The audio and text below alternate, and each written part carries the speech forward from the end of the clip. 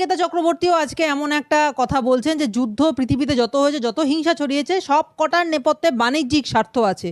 ইতিহাস থেকে তার মানে গায়কের এই উপলব্ধি হয়েছে যে যুদ্ধ করলে মানে সেটা হচ্ছে সবটাই মুনাফার খেলা। এই যে কথা বললেন আপনি, চটিকেতা না চটিচাটা চক্রবর্তী, আমি তো ওনাকে নচিকেতা বলি না। তো উনি যে বলছেন বাণিজ্যিক স্বার্থ আছে, আজকে আমি বলবো যে এই যে চটিকেতা চক্রবর্তীর চটি চাটার পেছনেও বাণিজ্যিক স্বার্থ আছে। আজকে বাণিজ্যিক স্বার্থের জন্যই উনি চটি চাটেন এবং এই ধরনের কথা বলেন।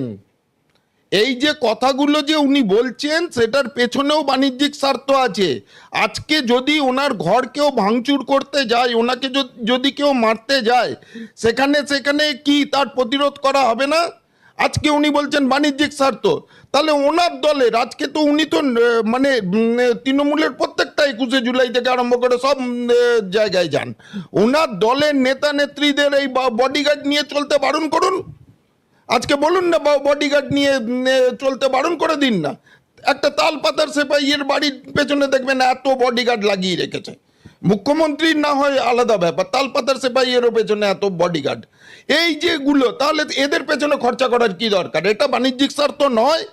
আজকে যে টাকাটা অর্পিতার ঘরে পাওয়া গেল, যে কেলেঙ্কারিগুলো হলো, সেগুলো বাণিজ্যিক স্বার্থ নয়? আজকে একটা বাণিজ্যিক স্বার্থে একটা চোরের দলের একজনের কথা বলছেন।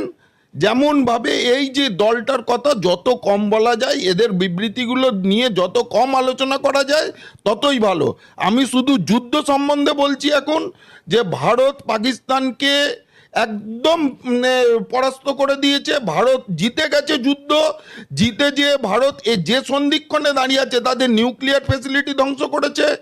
আমরা কিন্তু প্রথমে কিন্তু সাবসনিক মিসাইল ব্যবহার করছিলাম, পরবর্তীকালে আমরা ভারতের তৈরি সুপারসনিক মিসাইল ব্রহ্মস ব্যবহার করেছি, এবং কয়েকটা ব্রহ্মস পাঠাতেই, সুপারসনিক মিসাইল পাঠাতেই তাদের ওখানে নিউক্লিয়ার এরিয়া ধ্বংস হয়েছে, এবং ইউরেনিয়ামের ইউরোফ্লুরো হেক্সা যে গ্যাস আছে সেটা বিকিরণ হচ্ছে। তো সুতরাং ভারত এখন অবধি এই সুপারসনিকে গেছে, এরপরে দরকার পড়লে হাইপারসনিক যাবে। তাদেরকে যদি সাহায্য করতে চায় চীনকেও আঘাত করার ক্ষমতা আছে, আমাদের কাছে হাইপারসনিক মিসাইলও আছে। আর সুতরাং এইসবের বিবৃতি নিয়ে মাথা ঘামাবেন না। ভারত এখন ওদেরকে পাকিস্তানের কোমর ভেঙে দিয়েছে। এখন আমরা মুখিয়ে আছি ভারতীয় প্রধানমন্ত্রী এবং ভারতীয় সেনাকর্তারা কি ডিসিশন নেন। কেন ভারতের অপারেশন সিন্দুরের যে এমটা ছিল, অপারেশন সিন্দুর একটা নির্দিষ্ট লক্ষ্যমাত্রা নিয়ে করা হয়েছিল, সেই অপারেশন সিন্দুরের লক্ষ্যমাত্রা 100 কেন 1000% পূরণ হয়ে গেছে। পাকিস্তানের বোকামিতে তাদের